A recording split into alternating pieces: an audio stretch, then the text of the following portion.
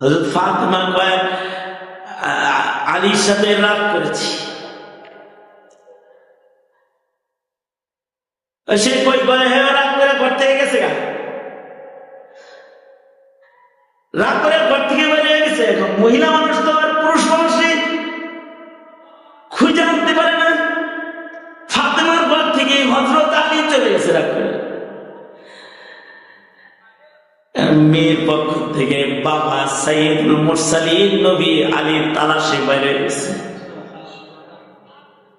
মেয়ে রাগ করছে, জামাই ঘরের বাইরে চলে গেছে।